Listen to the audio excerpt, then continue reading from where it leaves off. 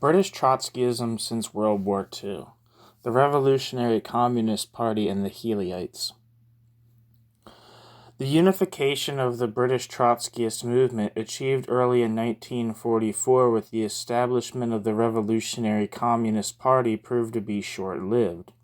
The optimism aroused among most workers by the overwhelming victory of the Labour Party in the July 1945 election and the drastic reforms of the Attlee government during its early years reduced the industrial discontent the Trotskyists had exploited during the war. Furthermore, the sharp leftward turn of the Communist Party in the late 1940s because of its support of the Soviet Union in the Cold War allowed it again to assume leadership of whatever working-class dissidence there was. The upshot of this situation was drastic reduction of the membership and influence of British Trotskyism and its divisions into a number of competing groups. All of these organizations continued to proclaim their loyalty to the ideas and policies of Leon Trotsky, although most departed either in theory or strategy from the positions advocated by the founder of the Fourth International.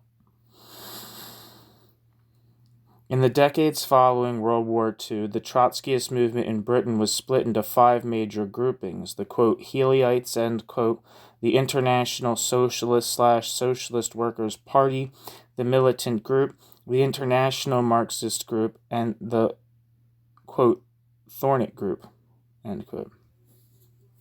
In addition, there emerged several minor factions, for the most part splinters of the major Trotskyist organizations. As a consequence, after a short review of the situation, right after World War II, the best way to survey subsequent British Trotskyism in this chapter and the next is to look at the evolution of the different factions of the movement. The Revolutionary Communist Party. The immediate post-war situation. The upsurge of the Revolutionary Communist Party in membership and influence continued for a few months after the end of World War II. One United States Trotskyist publication wrote several years later that, quote, with demobilization, old members were returning with new members and sympathizers made in the army. By 1946, the Revolutionary Communist Party numbered over 500 members.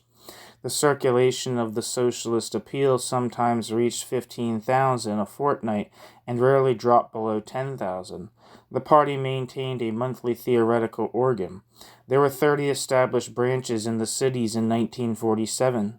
The overwhelming majority of the members worked in factories, mines, and shipyards, and transport and were open members.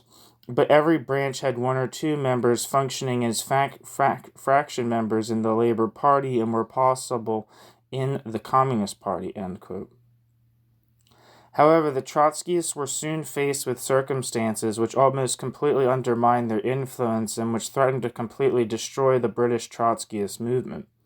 On the one hand, quote, with the formation of the Common Form and the violent turn to the left of the Stalinists all over Britain, the great industrial gains of the Trotskyists were melting away, The young militants whom we were weaning from the Communist Party began to return to the Communist Party fold, end quote. On the other hand, quote, we had known for some time that the loyalty of the workers to the Labour Party was intense, but now, bracket 1948, end bracket, the Labour Party was passing act after act implementing its promised reforms. No one listened any more to the socialist appeal or to the Trotskyists, unquote. This Trotskyist writer concluded that, quote, in general it can be fairly said that the Trotskyists politically were ground to powder between the upper and nether millstones of the Labour Party and Stalinism. The Trotskyists were not organized or prepared politically or mentally for the blizzard which commenced to blow in 1948 with such force as to sweep away the entire organization in 12 months, end quote.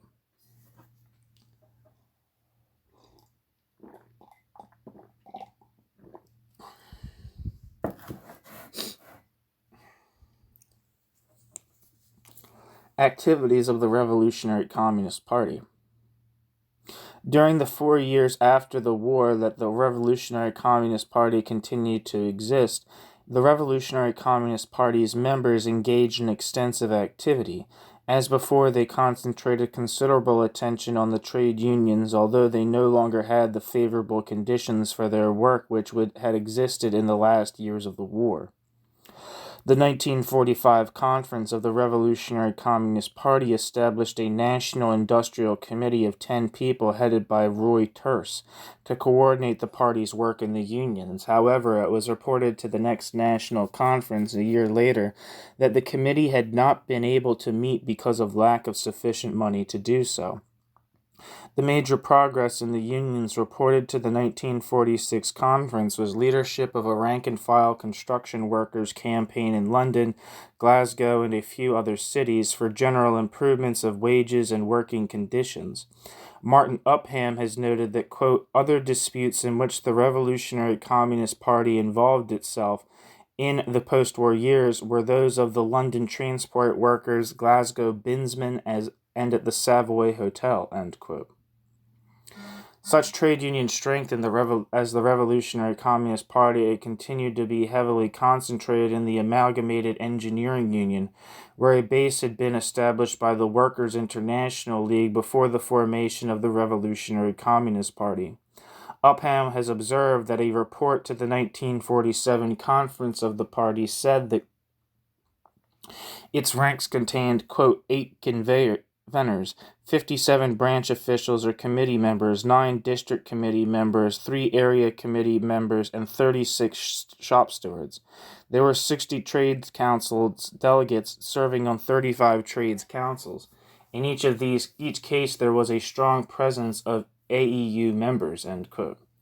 This same organizational report to the 1947 conference stated that 79% of the members of the Revolutionary Communist Party were in unions, excluding those members who were still in the armed forces, and that those who were not were either ineligible for union membership or were housewives.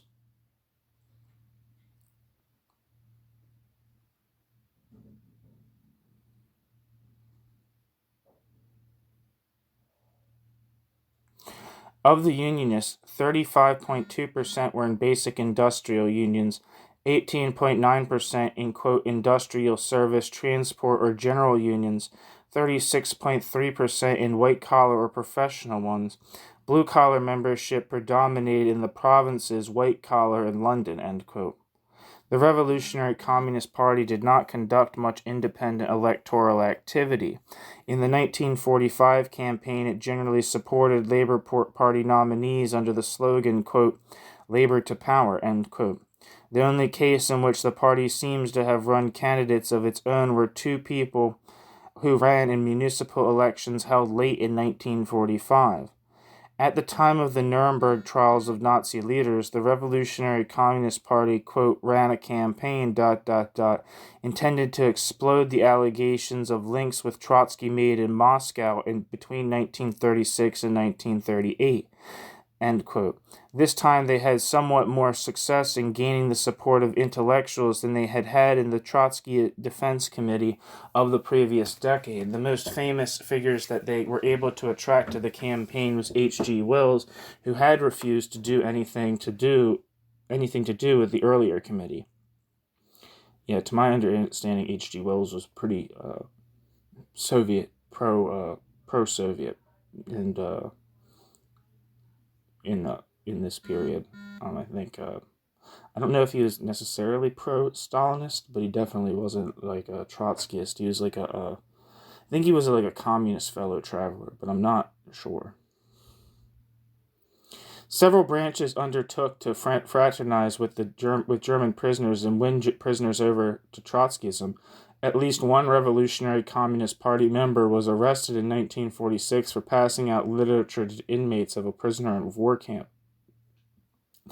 However, in spite of what Martin Upham called, quote, frenetic activity, end quote, of the Revolutionary Communist Party during its first 2 years or more, quote, it was clear at the 1946 conference that the Revolutionary Communist Party was marking time, end quote.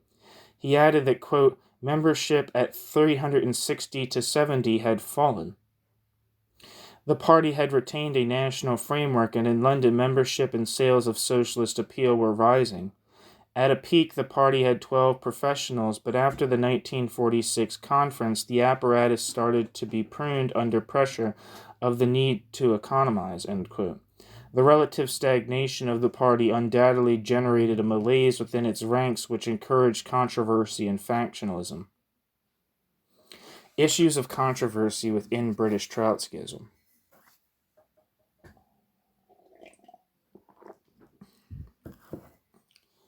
In this immediate post-war period, there were to emerge three controversial issues among the British Trotskyists which continued to divide them for the next 40 years. These were the, quote, catastrophe perspective, end quote, the question of the nature of the Soviet Union and other Stalinist-dominated states, and the ever-present problem of, quote, entrism, end quote, in the Labour Party. The first two issues, the catastrophe perspective and the question of the nature of the Soviet Union, were being debated throughout the Fourth International at the time. The third one was peculiarly British, although not unrelated to ideas circulating in the world Trotskyist movement. And the three main theories that come out are the original degenerated worker state thesis, the bureaucratic collectivism thesis represented by Shatman, and I suppose in Britain, the state capitalist position it would come to be advocated by Tony Cliff, who was kind of like the intellectual originator of the contemporary UK Socialist Workers' Party. And I'm sure there was people within the left who called the USSR state capitalists at that time who were not involved in the Trotskyist movement.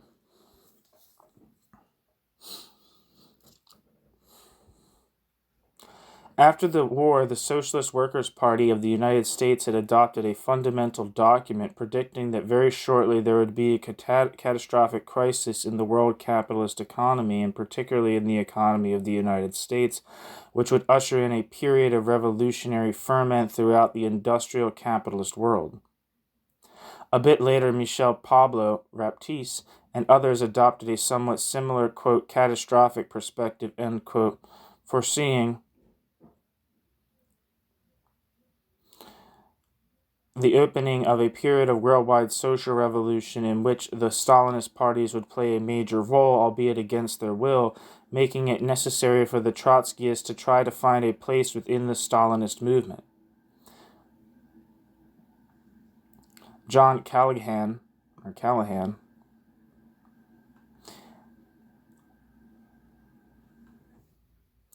has argued that the stance that had its origins in the orientation of the Comintern in its first four congresses and in the writings of Trotsky in the 1930s.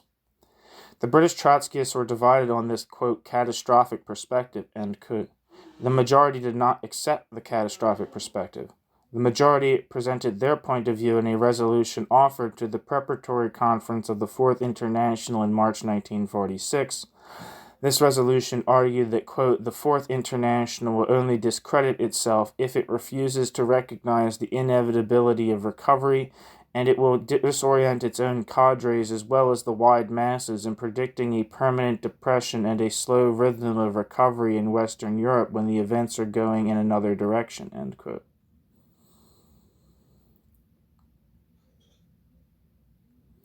The British resolution went on to note, quote, the argument of the comrades of the Socialist Workers' Party, I'm pretty sure they're referring to in the USA. The arguments of the comrades of the Socialist Workers' Party, which has been echoed by a minority of the English party, according to which it is only when the working class has been decisively defeated that American imperialism will give loans to aid the recovery of Western European capitalism, has already been refuted. The proletariat has not been defeated, but the loans are already forthcoming. Equally false is the argument that economic recovery and recuperation can only occur if the proletariat has been decisively defeated. History teaches us that capitalism, even in a period of agony, recovers after a crisis in spite of the revolutionary possibilities if the proletariat is paralyzed or weakened by its organizations and is made unable to profit by these possibilities. End quote. Gerry Healy was the major exponent of the, quote, catastrophic perspective, end quote, within British Trotskyist ranks. Gerry Healy was to continue to maintain this perspective for the next 4 decades. The issue of the nature of the Soviet Union, which had split the Trotskyists of the United States at the beginning of the war, was complicated after 1945 by the emergence of other Stalinist-controlled states. The majority of the British Trotskyists, after sharing the confusion of most of their confreres in other parts of the world, finally agreed that the USSR and the other Stalinist-controlled regimes were degenerated or deformed worker states. To my understanding, the USSR was viewed as a degenerated worker state, while the Soviet bloc that expanded after World War II were considered deformed worker states. However, quote, a grouping within the Trotskyist movement developed this theory that Russia and the East European states were, quote, state capitalist, end quote. The main theoretical elaboration was the work of Tony Cliff. The, quote, state capitalist, end quote, theory stressed that what was central to the class nature of a society was not formal ownership, but control. The absence of workers' control in Russia was not a defeat in an otherwise progressive system. It was a clear indication that the system was in no sense a worker state, end quote. Tony Cliff first put forward this, quote, state capitalist, end quote, analysis in a pamphlet in 1948. It was to become the fundamental theoretical basis of the faction of British Trotskyism which Tony Cliff was to lead after 1950, which today is the Socialist Workers' Party, to my understanding under the leadership of Alex Kalinikos. The third source of controversy among the British Trotskyists was whether or not they should operate principally within the Labour Party. Here again, a minority led by Gerry Healy favored entrism when the majority opposed it. The leadership of the Fourth International also favored entrism, arguing that there wasn't time before the expected economic crash and revolutionary situation for a revolutionary party to be built outside of the Labour Party.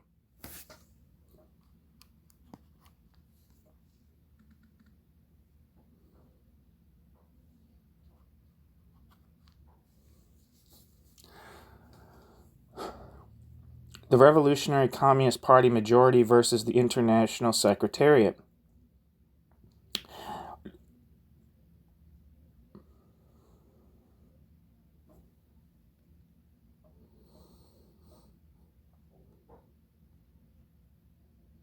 I'm going to take a guess that might prove to be wrong. Does the International Secretariat encourage the RCP to try to engage in entrism in the British Communist Party? I don't know. That might not be the case, but that's my projection, just to give myself a hypothesis to be confirmed or refuted. During the 1945 to 49 period, the Revolutionary Communist Party engaged in bitter polemics with the International Secretariat of the Fourth International over a wide range of issues, both international and national. These controversies were a major factor in the disintegration of the Revolutionary Communist Party. There were undoubtedly several reasons for the quarrel between the majority of the Revolutionary Communist Party leadership and the International Secretariat. There was certainly disagreement over specific perspectives in Great Britain and the world as a whole, as well as controversy over tactics to be followed by the British Trotskyists. Equally certainly important personality conflicts were involved. For one thing, James P. Cannon and with him other leaders of the Socialist Workers' Party of the United States had a long-standing dislike of the leaders of the Workers' International League, who made up most of the leadership of the Revolutionary Communist Party.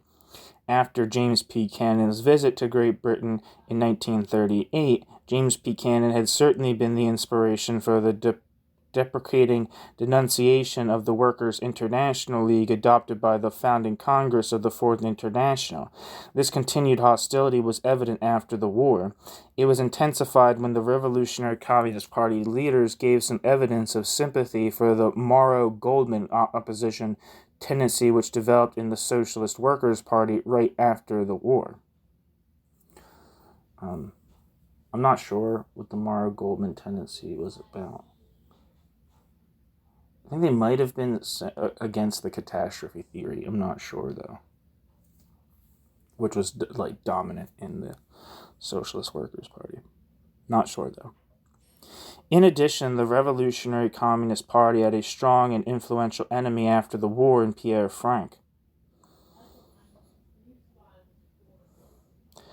The French Trotskyist leader emerged after World War II not only as the major figure in the French affiliate of the International, but as one of the most influential figures in the International Secretariat after the International Secretariat returned to Paris from New York. Pierre Frank had spent most of the war in Great Britain. As Pierre Frank himself wrote, Pierre Frank had, quote, been in contact with numerous militants of the party and ... was able to get a very good picture of the party itself, of the party's leadership as well as its membership, ... end quote. Frank clearly shared Cannon's dislike of the ex-Workers' International League leaders. Pierre Frank's attitude towards the leadership of the Revolutionary Communist Party was shown in Pierre Frank's report to the International Secretariat on the August 1945 National Conference of the Revolutionary Communist Party. Pierre Frank wrote that, quote, without exaggerating in the least, we must say very clearly that the Conference of the Revolutionary Communist Party has shown, for anyone at all familiar with the workers' organizations, that the party is facing grave difficulties. Moreover, the main responsibility for these difficulties rests with the leadership, which has shown great concern not to clarify political questions, but to maintain an uncontested hold on the organization. Our article aims to arouse the international organization, whose intervention is indispensable in aiding the party to surmount this situation, ... end quote. Of course, the controversy between the Revolutionary Communist Party and the International Secretariat developed. It centered on a number of, quote, issues, end quote. One of these was a conflicting assessment of the immediate post-war perspectives in Great Britain, Europe, and the world in general. The International Secretariat adopted dogmatically the, quote, catastrophism, end quote, of the leadership of the American Socialist Workers' Party. So yeah, I think that's the Felix Morrow, we're rejecting that catastrophism. They thought that the capitalism was in a state of growth and recovery, which turned out to very much be so, and not in a state of imminent crisis, especially a crisis that had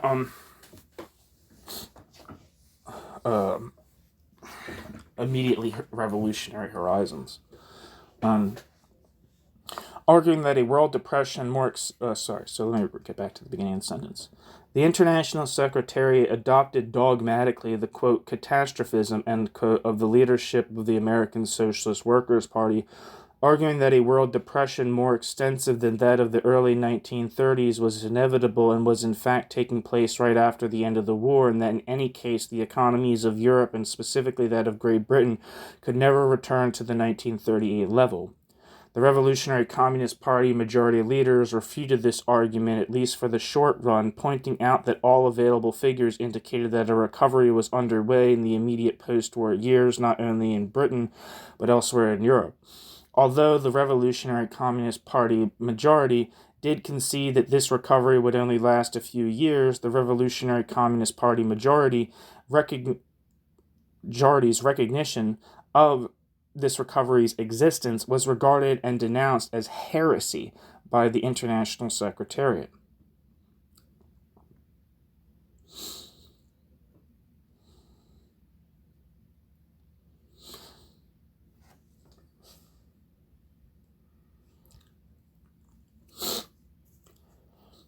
There was also disagreement over what was happening in Eastern Europe. The International Secretariat maintained that in the Soviet-occupied countries, capitalism still existed and the only circumstances under which it would disappear would be if working-class revolutions would take place there or if those countries became part of the Soviet Union. The Revolutionary Communist Party, on the other hand, pointed to the obvious facts of the nationalization of most of the economies of the Eastern European nations and quite early reached the conclusion that they were, quote, deformed workers' states, end quote, a stand which at the time the International Secretariat regarded as, quote, revisionist, end quote. The Yugoslav dissidents against Stalin was a further bone of contention. The International Secretariat went so far as to see the development as a confirmation of the theory of permanent revolution and to predict that the Yugoslav leadership would virtually become Trotskyist. The Revolutionary Communist Party majority was highly skeptical, pointing out that the Yugoslav leadership remained fundamentally Stalinist in the Yugoslav leadership's modus operandi, and arguing that the only issue between the Yugoslavs and Stalin was that of national self-determination for Yugoslavia. Finally, there was strong disagreement between the majority of the Revolutionary Communist Party and the International Secretariat on the tactics which the British Trotskyists should follow. From 1945 on, the International Secretariat insisted that the British should once more undertake entrism into the Labour Party. The majority of the leadership of the Revolutionary Communist Party held out for the maintenance of an independent Trotskyist organization,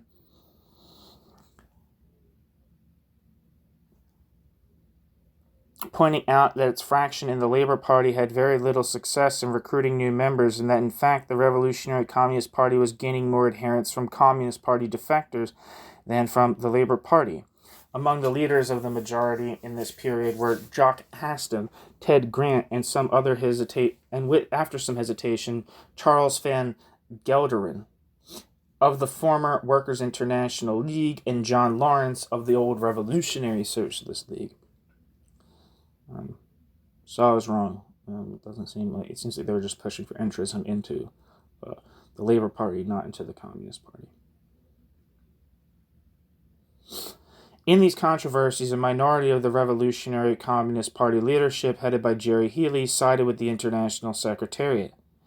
Even before the International Secretariat declared in favor of entrism, Healy had come to support the idea, and as a controversy developed between the Revolutionary Communist Party and the International Secretariat on the other issues, Healy went completely down the line with the International Secretariat and against the majority of his own party's leadership. Split and liquidation of the Revolutionary Communist Party. The stagnation and slow decline of the Revolutionary Communist Party, together with its struggles with the International Secretariat and bitter internal factional fighting and disastrous results for the Revolutionary Communist Party. It first led to a split in the Revolutionary Communist Party, then to the Revolutionary Communist Party's total disappearance. Early in 1947, Gerry Healy officially formed an entrist faction, the purpose of which was to win a majority for entry into the Labour Party at the conference of the Revolutionary Communist Party scheduled for a few months later. However, Gerry Healy had only about 20% of the membership behind him.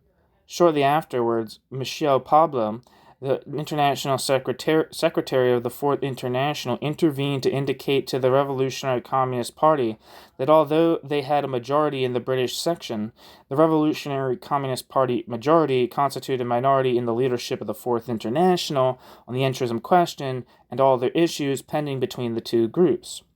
Michel Pablo implied that if the Revolutionary Communist Party leadership did not follow the entrist line, the Revolutionary Communist Party could expect the most severe consequences from the Fourth International.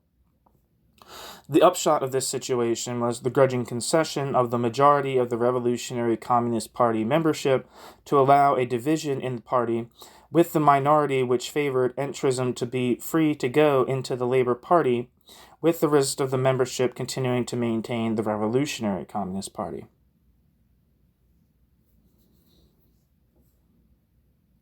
This was undoubtedly a compromise made by the majority at the time to avoid possible expulsion from the Fourth International. The split was carried out at the beginning of 1948. The separation of the minority from the Revolutionary Communist Party only served to intensify its decline. nor did it end the party's conflict with the International Secretariat. By the end of 1948, the Revolutionary Communist Party leaders generally had come to the conclusion that the only viable tactic for what remained of the Revolutionary Communist Party was for it also to enter the Labour Party. This conclusion was challenged from two quarters. Strangely enough, the International Secretariat, which had so strongly favored entrism between 1945 and 1947, denounced it as, quote, liquidationism, end quote. On the other hand, a group of low-level officials and rank-and-file members of the Revolutionary Communist Party formed the Open Party faction. Among the leaders of this group were Sam Levy, Alf Snobel, and Sam Bornstein. Although they sought quite energetically to rally support in the party branches for maintaining the Revolutionary Communist Party in existence, they met with only very limited success. At a party conference in June 1949, the liquidation of the Revolutionary Communist Party and entry of its members into the Labour Party was agreed upon. The last issue of Socialist Appeal announcing the dissolution of the party came out in July 1949.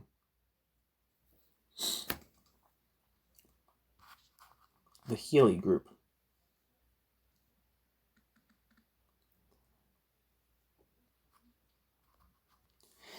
Early years of the Healy Group. The Revolutionary Communist Party minority faction, headed by Gerry Healy, which withdrew in 1948 to join the Labour Party, proved to be the longest-lived British Trotskyist group still remaining in existence almost 40 years later. I don't know if they are still in existence or not. I don't believe so, but that might be wrong. Or they might be like former people in it. Operate in organizations with different names.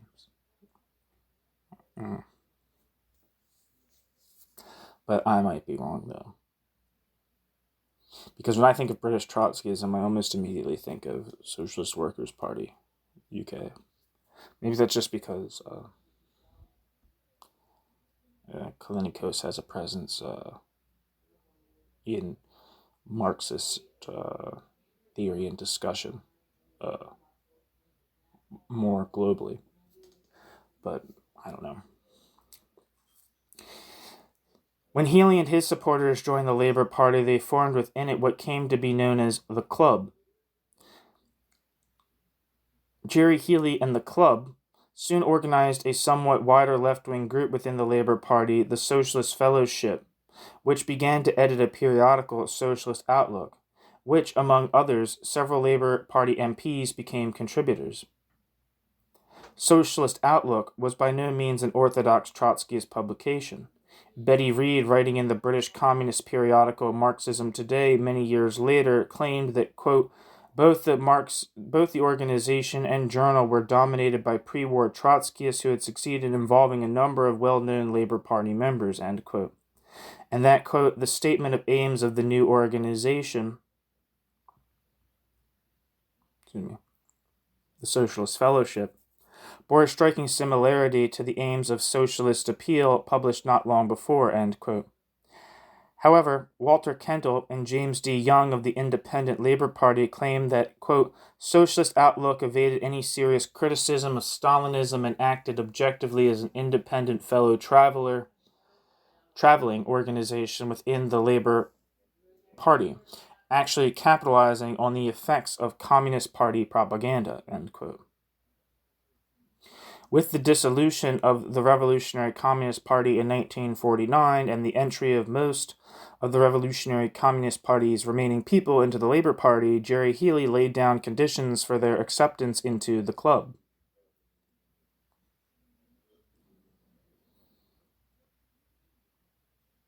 The most important of which was Gerry Healy's early entrance should have a majority on the executive committee of the reconstituted Trotskyist group within the Labour Party. The last conference of the Revolutionary Communist Party decided to accept Healy's conditions. This was not enough for Healy and his followers. As John Callahan has noted, quote, Although this hegemony was supposed to be a temporary arrangement pending the establishment of a fully democratic regime at the club's 1950 Congress, Gerry Healy's leadership proved to be incompatible with any internal dissent. Before the Congress was convened, the executive committee of the club began a series of expulsions. Among those who left of their own accord were adherents of Tony Cliff's state capitalist theory of the USSR. End quote. At first, the Trotskyists of the club hoped that they could assume the leadership of the new Labour Party left wing, which inevitably began to develop after the Labour Party had been in power for a few years. However, as Kendall and Young have noted, quote, the stern line adopted on the Korean War lost the Socialist Fellowship, all the Socialist Fellowship's parliamentary support, end quote. This attitude in the Korean War undoubtedly also helped to provoke the official banning of the Socialist Fellowship Group by the National Executive Committee of the Labour Party in 1951. Even more damaging to the Trotskyist hopes was the emergence of Anwar Bevin as the major figure in the new Labour left after his resignation from the Attlee government.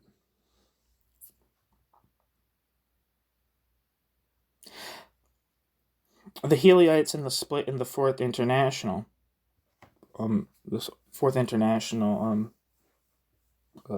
Splits in the 1950s into two sections, one being the International Secretariat, which I guess would be the dominant one, maybe the majority. I'm not exactly sure on that.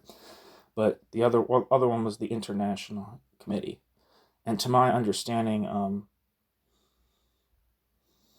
what the split was about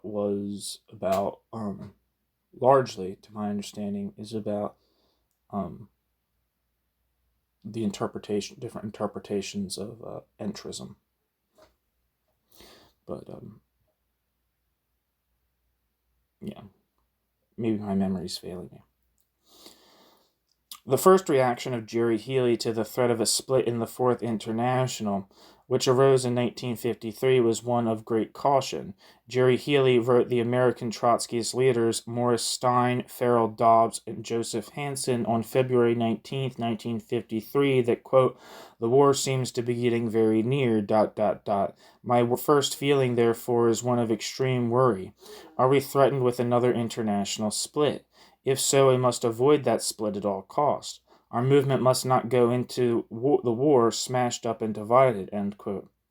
Gerry Healy ended this letter advising that, quote, it is absolutely necessary to proceed as cautiously as possible, bracket, I know that you are doing your best, end bracket, because we do not wish to have a split in our still very weak international movement, end quote. However, by September 1953, a split was clearly looming within the British section.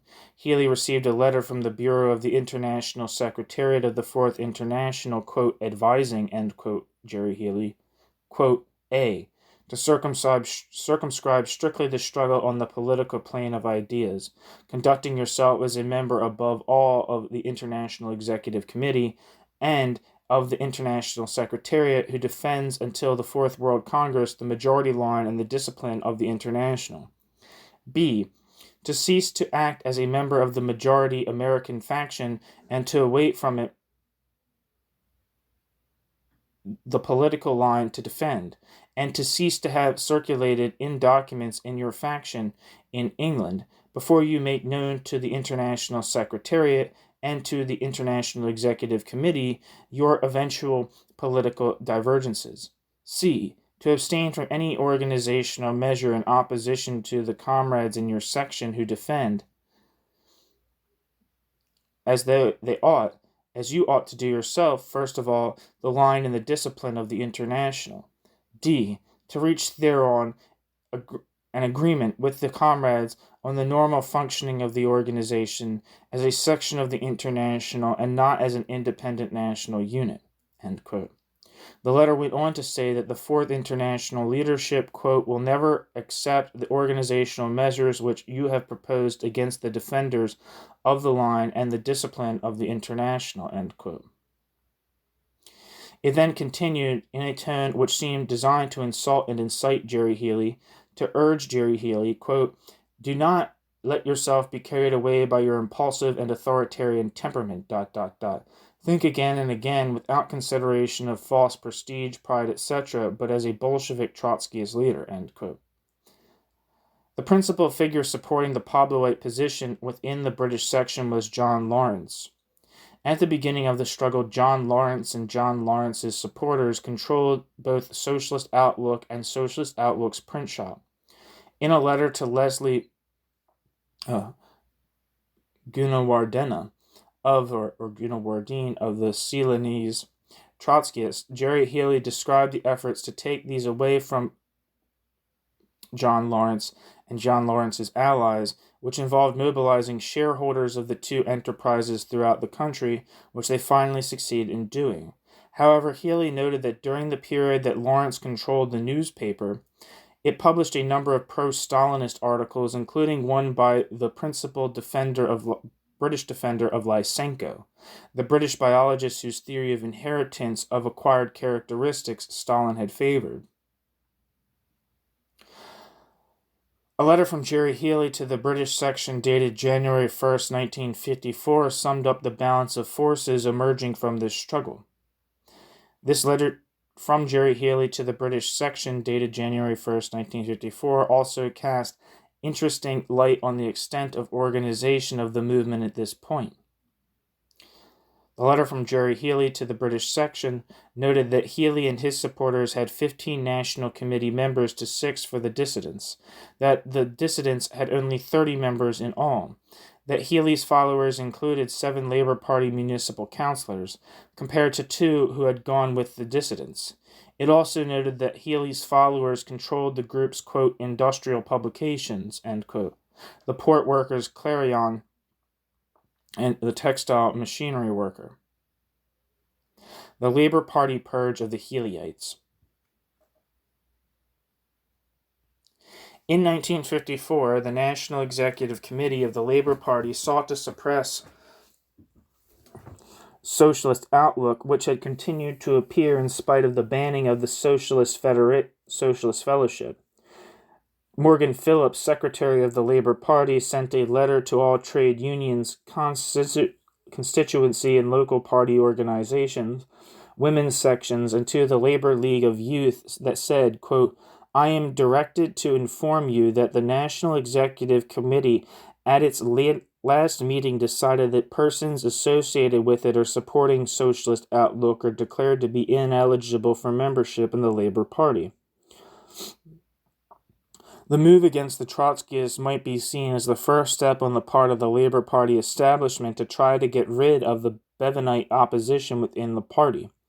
At the NEC meeting at which action was taken against the Socialist Outlook people, therefore, Anwar and Bevan, quote, moved the reference back of the recommendation, ... and Crossman seconded it, but they were defeated by 15 votes to 9, end quote. Bevanites then sought to mobilize the party ranks to oppose the move against the Trotskyists. As a consequence, some 119 constituency parties passed resolutions which they forwarded to the NEC opposing the move. Michael Foote wrote in Tribune that, quote, "The good name of the Labour Party requires that this stupid, cowardly and totalitarian edict should be rescinded at the coming Labour Party conference," end quote. The Stalinists, meanwhile, did their best to egg on the Labour Party establishment against the Trotskyists. While the purge discussion was in progress, one of their periodicals, World News, quote, carried an article dealing with the character of Socialist Outlook and pointing out the almost 100% concentration in all managerial, editorial, and business posts in the journal of pre-war leading Trotskyists, end quote. The banning of Socialist Outlook was not in fact rescinded. This proved to be only a minor inconvenience to the operations in the Labour Party of the Trotskyists under Gerry Healy's leadership. Socialist Outlook continued to appear.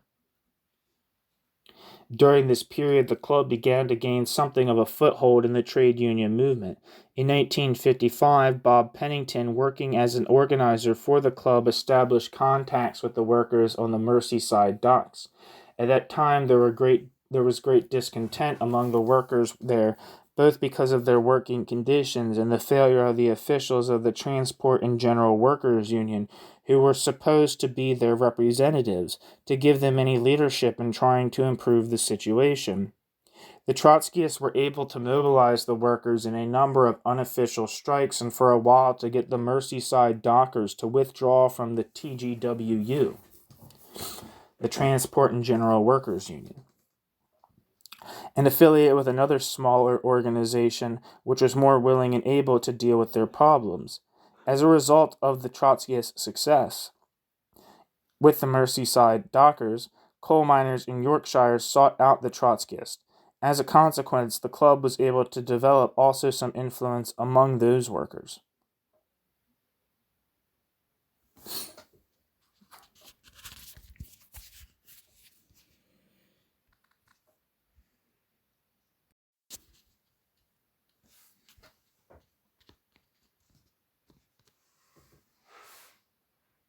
The club in the 1956 Communist Party of Great Britain crisis. Until 1956, the Healyite group remained very small, with at most a few hundred members. The events of that year marked the beginning of a substantial increase in the membership and influence of the group. As a consequence of Nikita Khrushchev's speech to the 20th Congress of the Soviet Communist Party, and particularly of the Hungarian uprising near the end of the year, the Communist Party of Great Britain suffered large-scale defections, particularly on the part of its intellectuals. A number of those leaving the Communist Party of Great Britain soon joined the Trotskyists, particularly the Healy group. Among these people were Cliff Slaughter, Tom Kemp, Brian Behan, brother of writer Brendan Behan, John Daniel, Ken Coates, and Pat Jordan. Just a side note, that author mentioned just now, Brendan Behan, I believe he wrote this song that's done by the group The Dubliners, titled the Auld Triangle, AULD Triangle.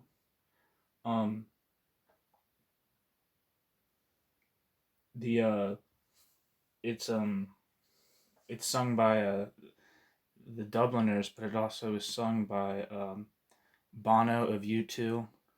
I can't think of the guy from the Pogues' name, and some other like famous Irish influenced musicians on like this Irish TV show, and it's phenomenal.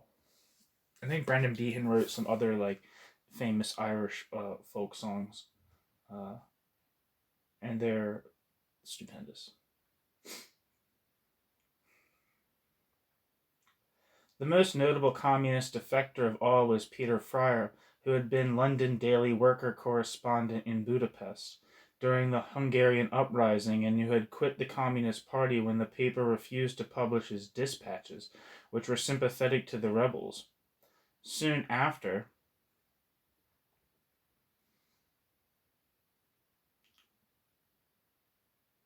Peter Fryer returned to Britain. Fryer went on a lecture tour around the country under the sponsorship of the club and drew audiences of 600 to 700 people virtually everywhere he spoke. In April 1957, Peter Fryer launched the publication of a weekly entitled Newsletter, which he brought out in collaboration with the Healy group. As Stalinist writer Betty Reed later wrote, quote, "Week by week, old pre-war Trotskyist names began to appear. A special issue dealing with the 40th anniversary of the Russian Revolution had a very high proportion of contributors immediately recognizable as organized Trotskyists," end quote. In December 1958, Gerry Healy himself joined the editorial board of Newsletter. Gerry Healy and the club tried to exploit the crisis of the Communist Party to the fullest. Gerry Healy and the club issued an appeal to, quote, all members of the Communist Party and Young Communist League, end quote, urging them to, quote, immediately demand a special Congress to repudiate the leadership line on Hungary. stay in the Communist Party and fight it out, end quote. Many Communist Party Great Britain oppositionists did so but lost the fight. However, John Callaghan has noted that, quote, most of the 10,000 who left the Communist Party of Great Britain as the direct result of Hungary also left organized Marxist politics. Though Healy and Banda of the club visited many of the leading ex-CP members personally, the highest estimate of defections to the Trotskyists is only 200, end quote. The Socialist Labor League. Formation of the Socialist Labor League. On February 28, 1959, the announcement was made by the Healyites of the establishment of the Socialist Labor League, which held its founding conference on May 16th. The new group issued a May Day manifesto which proclaimed that, quote, a new world communist movement pledged to do away with capitalism, to defend the Soviet Union against imperialism, and to support the Soviet workers' struggle for socialist democracy, will bring to fruition the socialist revolution that began in October 1917, end quote. On November 15th, 1959, the Socialist Labor League organized in London what the Socialist Labor League called the National Assembly of Labour. The National Assembly of Labour was reportedly attended by, quote, more than 700 delegates, observers, and visitors. The New York Militant noted that, quote, there were 283 elected delegates representing factory groups, peace organizations, labor youth sections, cooperative groups, colonial organizations, and communist and Labor Party groups, end quote, end quote. The conference unanimously adopted a resolution introduced by Gerry Healy in his capacity as National Secretary of the Socialist Labor League. This called for, quote, an end to the manufacture and testing of the H-bomb, as well as the destruction of all existing stockpiles of atomic weapons, the strengthening of the fight for the 40-hour week, higher wages, defense of jobs, and defense of shop stewards against rent increases, a fight for the extension of nationalization, a fight against oppression in the colonies and against racialism in Britain, a fight against the bans and prescriptions inside the entire labor movement and the trade unions, end quote. Callaghan has argued concerning the resolution of this assembly that, quote, in Leninist terms, the implication that the Labor Party had merely deviated from a primordially socialist identity was a case of spreading illusions which could do nothing other than strengthen the forces of social democracy. Yet the group's precarious interest existence imposed a logic of maneuver and adaptation precisely of this sort, end quote. There were indications in the general press that the Socialist Labor League was to be taken seriously. The Economist of November 22, 1958, even before the Socialist Labor League was formally established, commented that, quote, 600 members may not sound much, but strategically placed, they can do a great deal of damage. The leading lights of the movement, moreover, and practiced political and industrial agitators, end quote. A bulletin in the summer of 1959 of the Economic League and Employers Association noted that, quote, the Trotskyist record in recent months is a wholly destructive one. The Trotskyists sought to prolong the official London bus strike. The Trotskyists captured the leadership of the last unofficial dock strike in the Port of London. The Trotskyists took a leading part in the pointless unofficial strike on the South Bank site, ... Trotskyism spells trouble wherever and whenever Trotskyism appears, end quote. Once again, the leadership of the Labor Party sought to get rid of the Healyites. The National Executive Committee proscribed both the Socialist Labor League and the newsletter, proclaiming association with the Socialist Labor League and the newspaper newsletter to be incompatible with Labor Party membership. The tone of the attack of the Labor Party establishment on the Socialist Labor League is shown by an article taking up half of the front page of an issue of the organ of the Labor Party in the County of London. Headlined, quote, Labor's inside enemy, subtle and treacherous, no mercy for the Trotskyists, end quote. This article stated, quote, "For far too long we in the Labour Party, being a patient and tolerant lot, have had to put up with a vociferous and well-disciplined minority whose purpose seems to be the corruption of the Labour Party from within by an alien influence. There is a group of Trotskyists at work within the British Labour movement. It is the Trotskyists with whom the party must now deal," end quote. After reciting a number of positions taken by the Socialist Labour League which were not compatible with those of the Labour Party, the article said in capital letters, quote, "It is the duty of constituency Labour parties to expel from membership any who are associated with the League or the publication," end quote. Again, a wide range of people within the Labour Party opposed the purge of the Trotskyists. Michael Foot wrote in Tribune against it, and the New Statesman also expressed opposition. Once again, too, the Stalinists egged on the Labour Party NEC. The Stalinists' leading, quote, theoretician, end quote, R. Palm Dutt, claiming that the Socialist Labour League was financed by American, quote, American imperialist gold, end quote.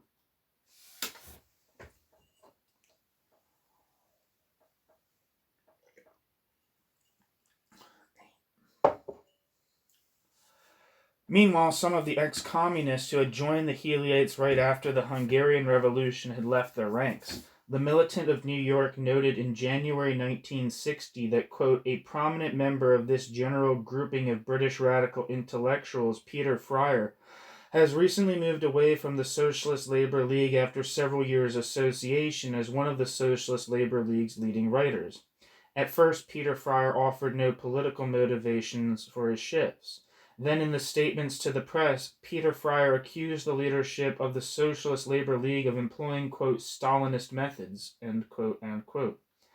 The Independent Labour Party periodical Socialist Leader reported a few months later that, quote, "Peter Fryer, all the original editors of Labour Review and many others left in protest against the policies and internal regime of the Socialist Labour League," end quote. Among those thrown out was Brian Behan.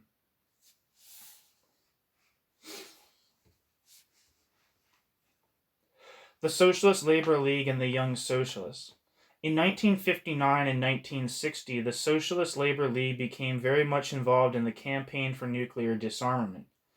The campaign for nuclear disarmament, which gained substantial middle-class support as well as backing from within the labor movement, scored a significant victory when the 1960 annual conference of the Labour Party went on record in favor of the unilateral nuclear disarmament of Great Britain.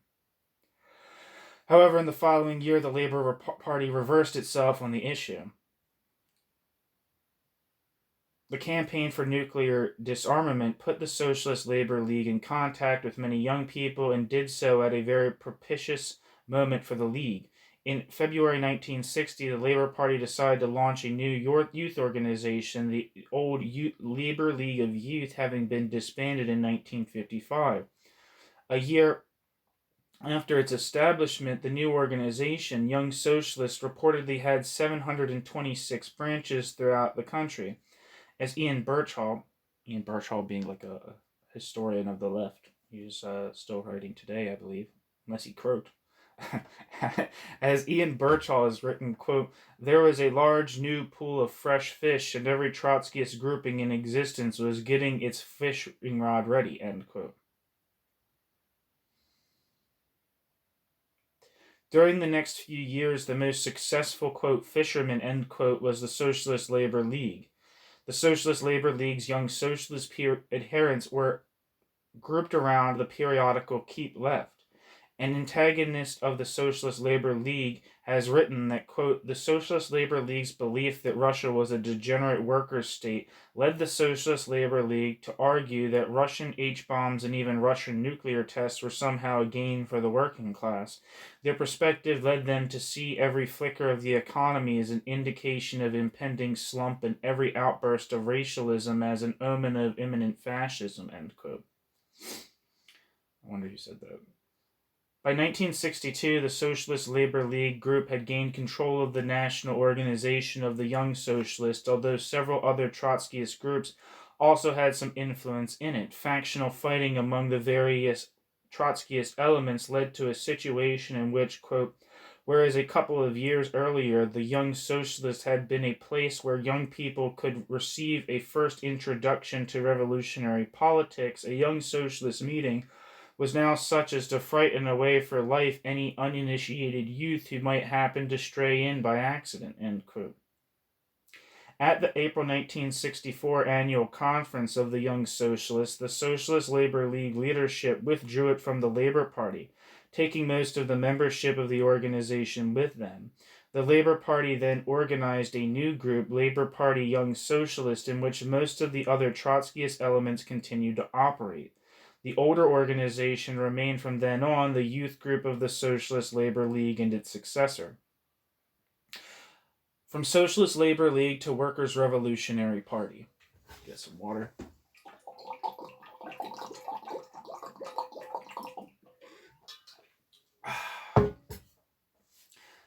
The middle 1960s undoubtedly marked the high point of the influence of the Healyite faction of British Trotskyism. Henceforth they became increasingly isolated not only from other Trotskyist elements both nationally and internationally, but from major trends and events in left-wing British politics. Although surpassed in size and influence in the 1970s by at least two of the other British Trotskyist groups, the Healyites did succeed in maintaining a substantial organizational structure and in raising very substantial amounts of money. The positions they took on several issues became increasingly idiosyncratic. Within the World Trotskyist movement, the Socialist Labor League did not join in the establishment of the United Secretariat of the Fourth International in 1963, but together with the French Lambertist faction, and maintained a version of the International Committee of the Fourth International which had been set up a decade earlier.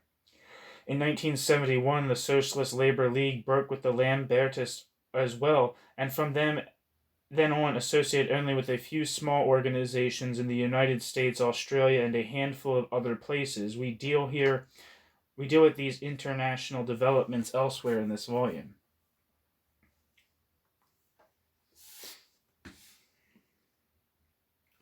In Great Britain, the Socialist Labor League did not participate in any great degree either in the student movement of the 1968 to 69 period or in the anti-Vietnam War campaign of about the same time, when they criticized the lack of democracy in the Vietnamese communist regime and were rebuffed by the leaders of the Vietnam Solidarity Committee. As a consequence, they more or less withdrew from further participation in it. Well, good for them for actually critiquing the Vietnamese Communist Party. And so that's brave in that period. For some time, the Healyites did maintain some base in organized labor. Cliff Slaughter, writing in the newsletter, noted that, quote, the Socialist Labor League worked for a big change in its trade union work from 1965 onward. The Socialist Labor League's members and the Young Socialists, having brought the vast majority of that organization out of the Labor Party at that time, turned to the trade unions as the main focus of work, end quote.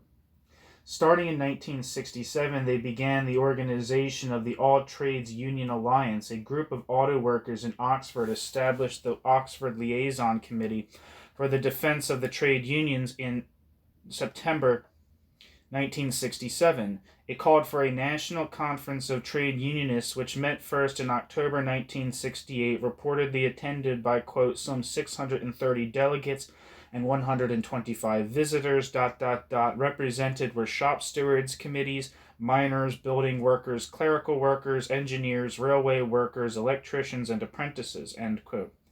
It adopted resolutions, quote, dealing with the speed-up plans of the bosses, rent increases, and the fight of the apprentices, end quote.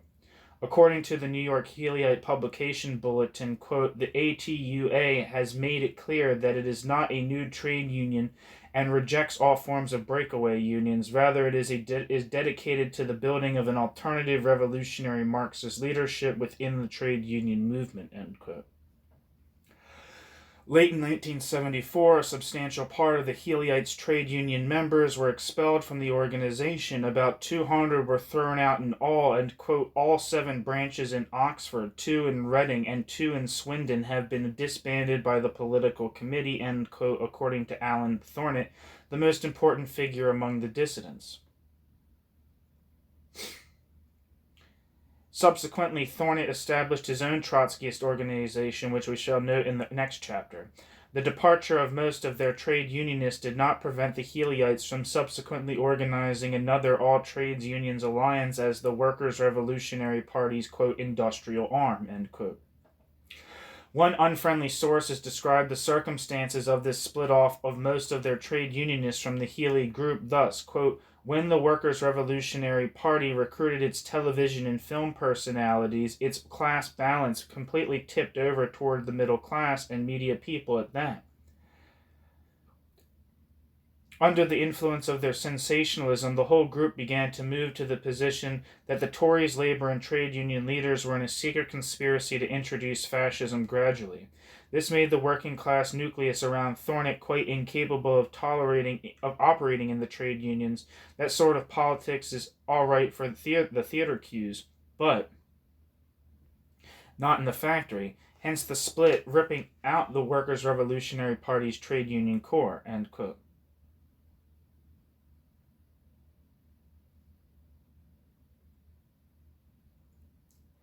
At the time of the long miners' strike in 1984, the Healyites distinguished themselves by calling for a general strike in support of the miners.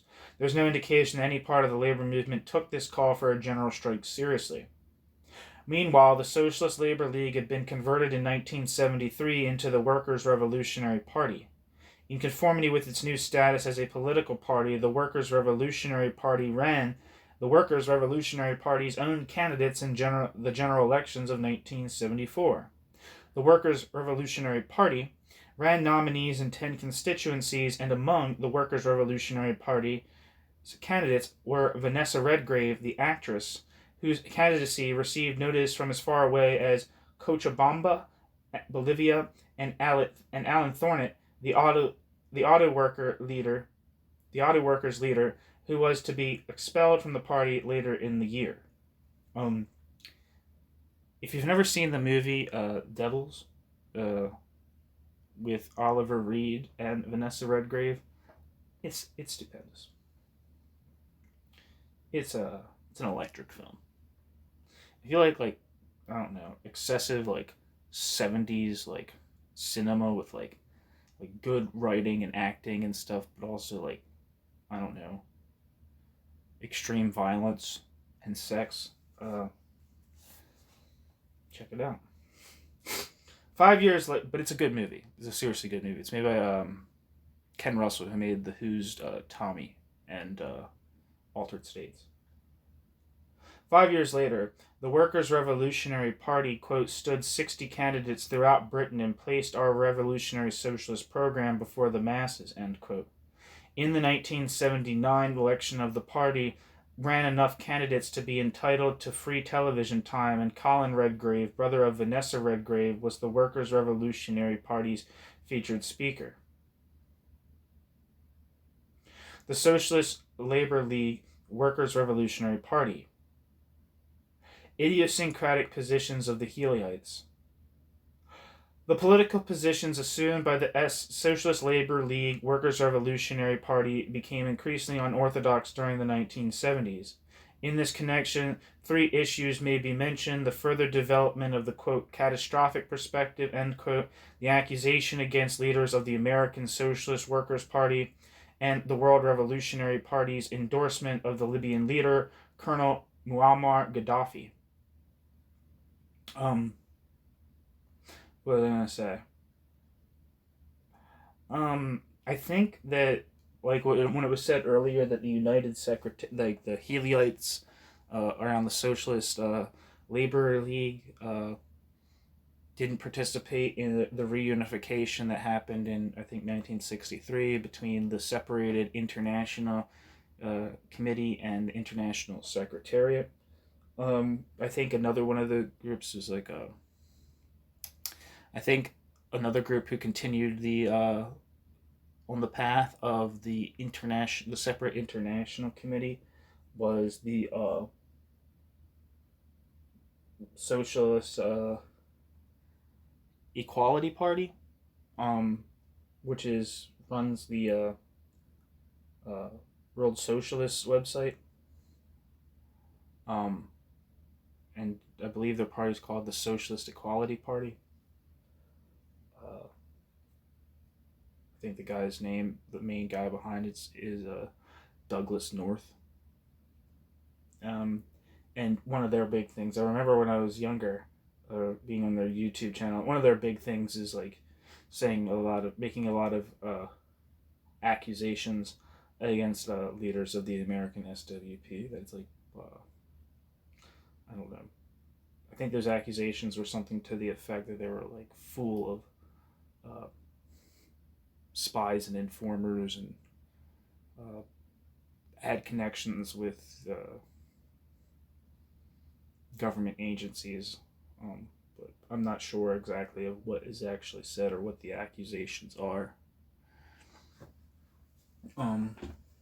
But I think they're I think they are also one of the groups who stayed part of the International Committee. I'm not sure. I might be saying just lies and slanders, but Two Workers' Revolutionary Party campaigns during the 1970s reflected the persistence of the, quote, catastrophic perspective, end quote, which had characterized the Healyites since the late 1940s.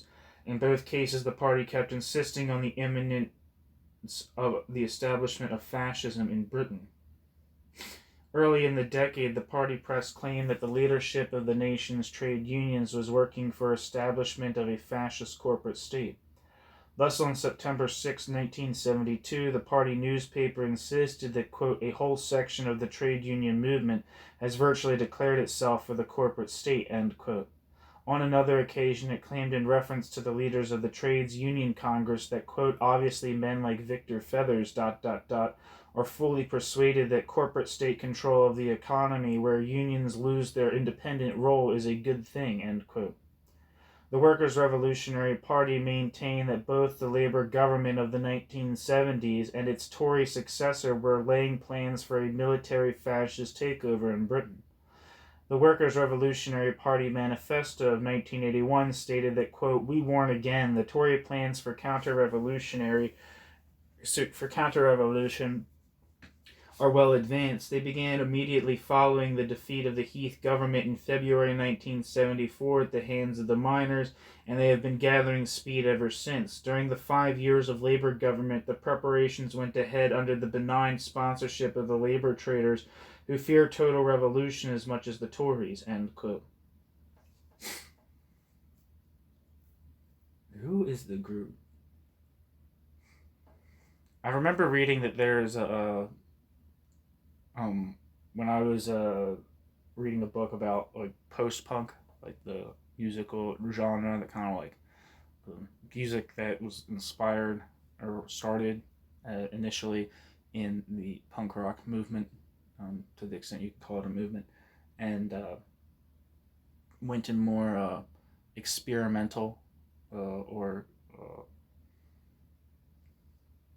challenging directions than the kind of like the simple formulas of punk rock anyway.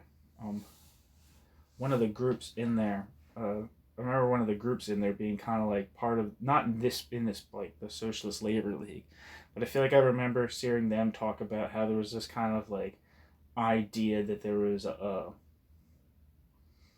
going to be I think the band might be called the Pop Group, actually. I'm not sure though, but they basically saying something similar of like there's this kind of like this thing in like the late 70s, early 80s that like of like I don't know, this kind of like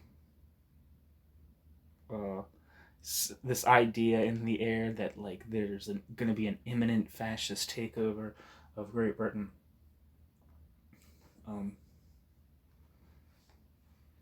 That seemed kind of like I don't know, crankish. The Workers' Revolutionary Party Manifesto of 81 stated that, quote, oh shit, we already read that. According to the Workers' Revolutionary Party, these plans were speeded up with the return of the Tories to power in 1979.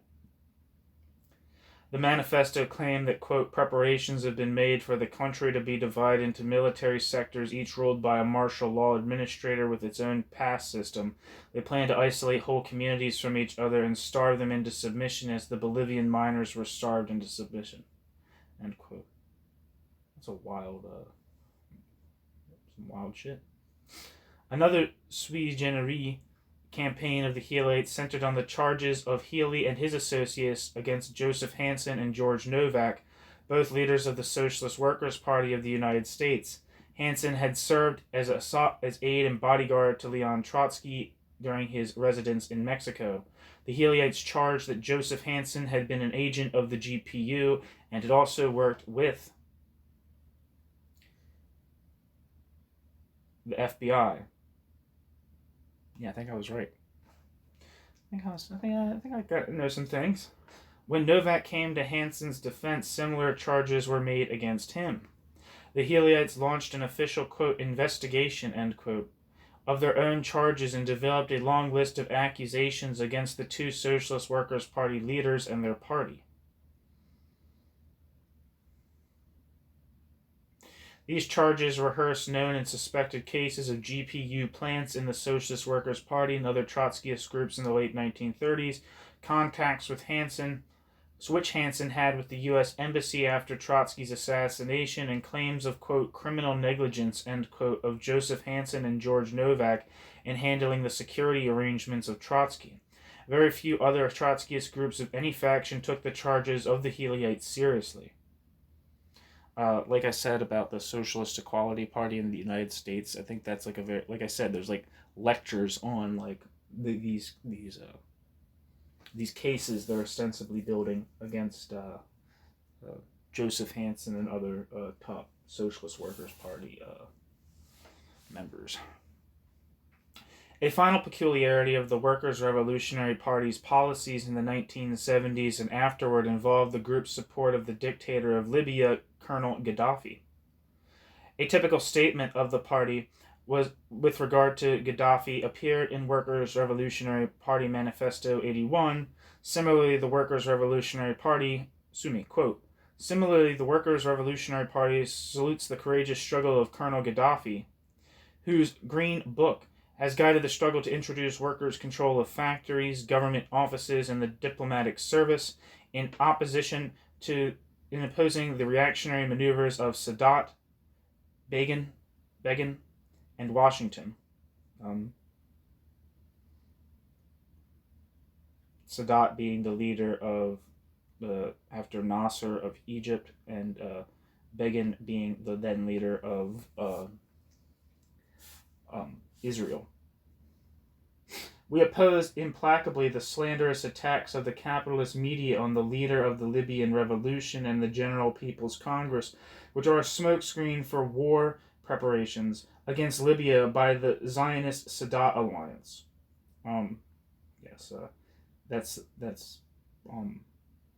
Whereas Nasser, who, as is known, was an anti-Semite and an authoritarian against local labor action, Sadat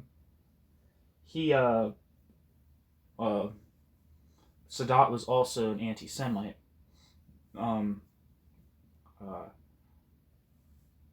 Nasser, for instance, distributed the protocols of the learned elders of Zion.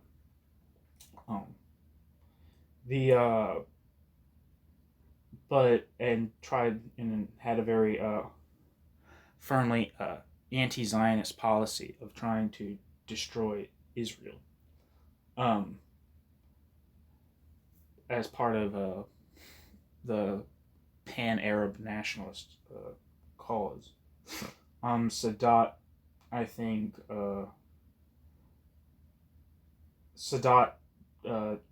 tried to establish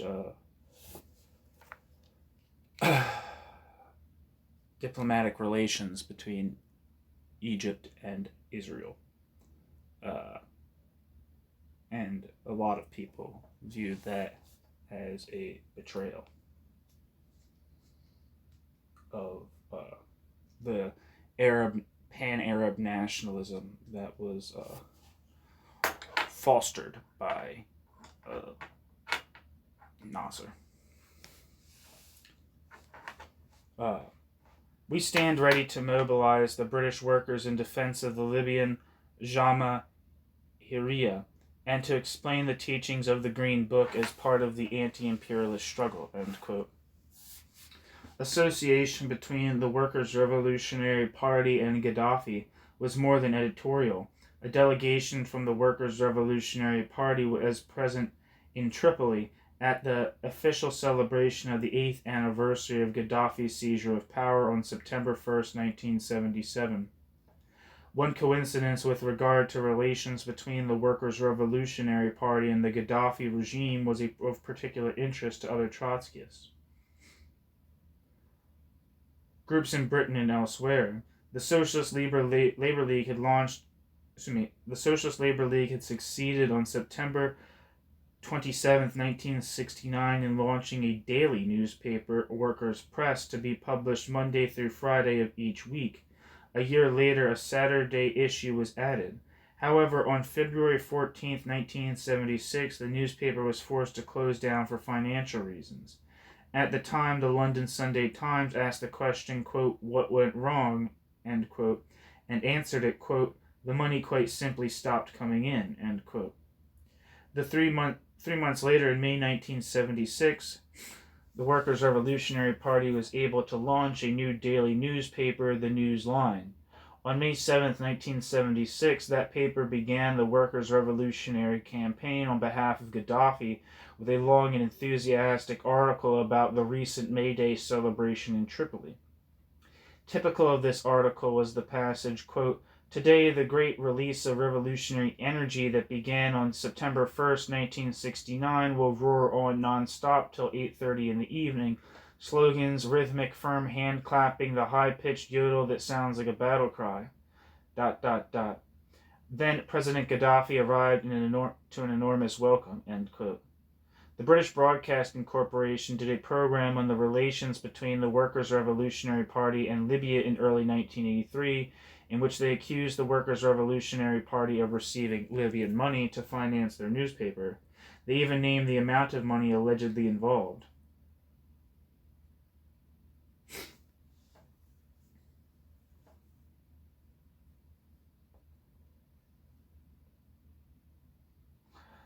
Internal regime of the Healyites.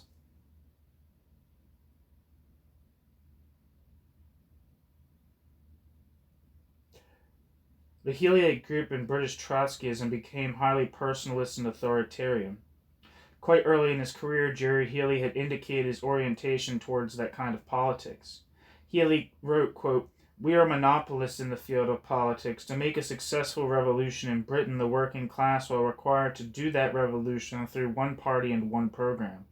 We are the nucleus of such a party, and our program is the transitional program of the Fourth International. That is why we are out to destroy all competitive parties, ... end quote. John Callaghan has elaborated on the way in which the personalist and authoritarian nature of the Healyite group was developed. Quote, "All actual or potential challenges to his personal domination were expelled, while the bulk of the members consisted of raw recruits permanently preoccupied with the chores of political activism.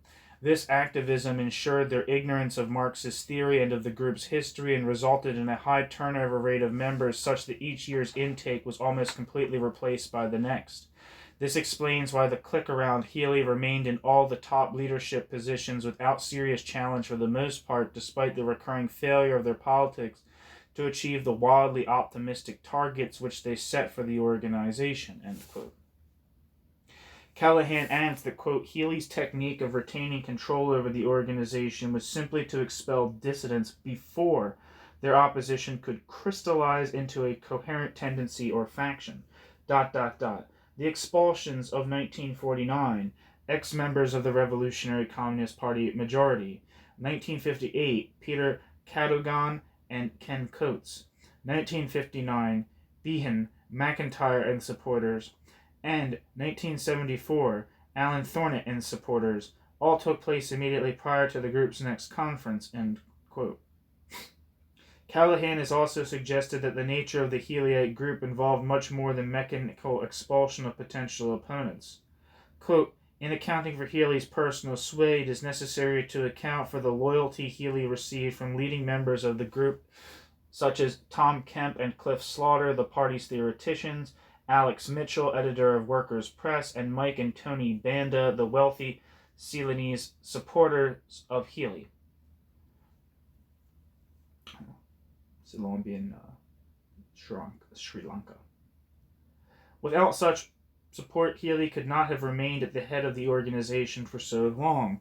The support of this leadership grew, which includes a number of well-known members of Equity, the Actors' Union, may in part be attributable to Healy's personal charisma, but it is also likely to result from the conviction that the politics of the organization are worth defending, ... end quote. Callaghan concluded that, quote, the picture that emerges is a group which believes itself to be the revolutionary party striving to preserve Marxism from adulteration, and the infiltration of, quote, bourgeois and, quote, petty bourgeois, end quote, influences, because of its conviction in its unique role and destiny to, quote, make, end quote, the socialist revolution, and because of its belief in the imminence of political and economic catastrophe, this group can tolerate no internal, or for that matter, external opposition, end quote. Finally, Callaghan has observed that, quote, the theories which the Workers' Revolutionary Party defends as the central elements of its Leninism Trotskyism cannot be dismissed simply as simplifications of a, quote, true, end quote, Leninism Trotskyism, those simplifications they may be. The point is that these simplifications are so tenaciously held and so durable because they accord with the basic thrust and spirit of the Bolshevism which dominated the early Comintern and which Trotsky sought to preserve.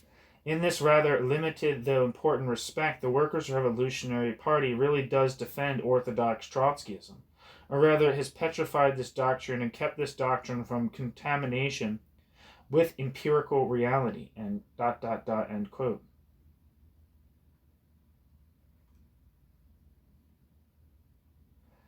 The Healyites' 1985 split. In the latter half of 1985, the long-standing, quote, leadership group, end quote, of the Workers' Revolutionary Party split wide open. Two factions emerged, each calling itself the Workers' Revolutionary Party, each publishing its own version of Newsline and Young Socialist. In the beginning of the split, at least, the rank and file was more or less evenly divided between the two groups. On the one hand was the Workers' Revolutionary Party controlled by Mike Banda and Cliff Slaughter, composed of elements who had turned against Gerry Healy. On the other side was the Workers' Revolutionary Party, loyal to Healy, with among its principal figures Vanessa and Colin Redgrave and Alex Mitchell, longtime editor of Newsline. The quarrel between the two groups originated at least as early as July 1st, 1985, when Alson Jennings, for 19 years secretary to Gerry Healy, wrote a letter to the political committee of the Workers' Revolutionary Party, accusing Healy of having sexually exploited 26 young members of the organization who were listed by name, and asked the political committee to, quote, deal with, end quote, the problem, terming it a, quote, security risk, end quote, for the organization. Sometime after this incident, according to Sean Matgamna, a leader of another British group claiming adherence to Trotskyism, quote, Healy, ... agreed to take a back seat or retire, no doubt under pressure, but apparently with the agreement of some who are now his supporters, ... end quote. But Macgamna added, quote, the political committee bloc that had pushed for his retirement then began to break up. Two prominent Workers' Revolutionary Party leaders, Mitchell and Torrance, seemed to have changed sides, and perhaps others did too. The political committee reversed the decision that Healy would retire. A minority led by Banda revolted and appealed to the Central Committee, whose majority backed them, end quote. Sean Matgamna is affiliated, or like the leading, or like one of the leading initiators of what is now the AWL, the Alliance for Workers' Liberty, which often has very interesting things to say about international events and left-wing anti-Semitism in particular. On October 19th, 1985, the Central Committee of the Workers' Revolutionary Party voted to expel Gerry Healy from the organization by a vote of 25-11. The charges against Healy, according to the Mike Banda version of Newsline, were, quote, sexual abuse of female party members, physical violence against party members, and ... unfounded accusations of involvement with the CIA against an international leader of the Trotskyist movement, end quote, later revealed to be David North of the Workers' League of the United States.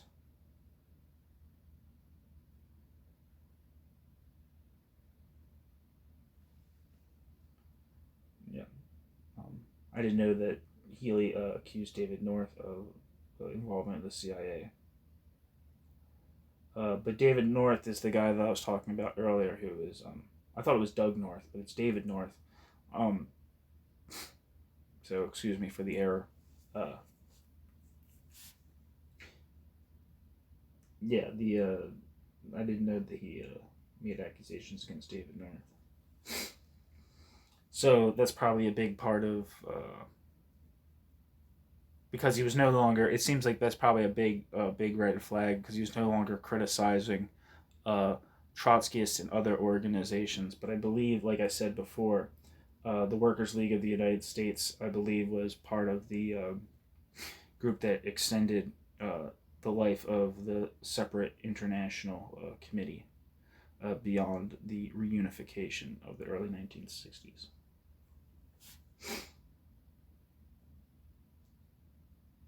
The pro-Healy members of the Central Committee then called a conference which passed a resolution which, quote, rejected, end quote, Healy's resignation and expelled Banda, Slaughter, and their backers.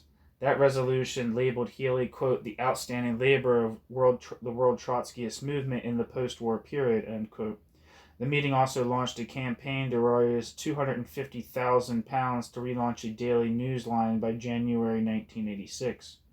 Meanwhile, Michael Banda, who had been Healy's closest associate for more than a quarter of a century, launched a series of charges against his old colleague. According to Sean Matgamna, quote, Banda has, quote, Banda has, 1, denounced Healy's followers, such as the Redgraves, as people who have the attitude of religious cultists towards their, quote, guru, end quote, Healy. ... 2, denounced Healy for using systematic and routine violence and brutality against members of the organization, ... 3, denounced Healy for using pressure, intimidation, and violence to coerce young women comrades into sexual activity with him, ... 4, Newsline now denounces the Healy faction for having a morality of, quote, anything goes for the organization, end quote, ... 6, Banda describes Healy as a, quote, classic case of schizoid paranoia, end quote, ... Banda denounces Healy's works on dialectical materialism along the Bible, in which Workers' Revolutionary Party members were trained as, quote, an outrageous piece of charlatanism, end quote. Banda denounces Healy for justifying the execution of Communist Party members by the violent Ba'athist regime in Iraq, ... end quote. The Ba'athist regime being that of the Husseins.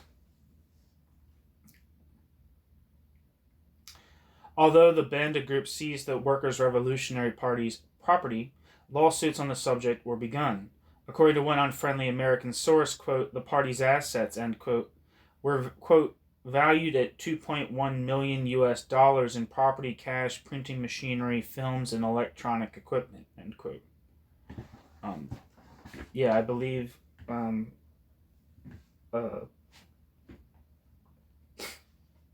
I don't know the extent of whether the truth of just because about the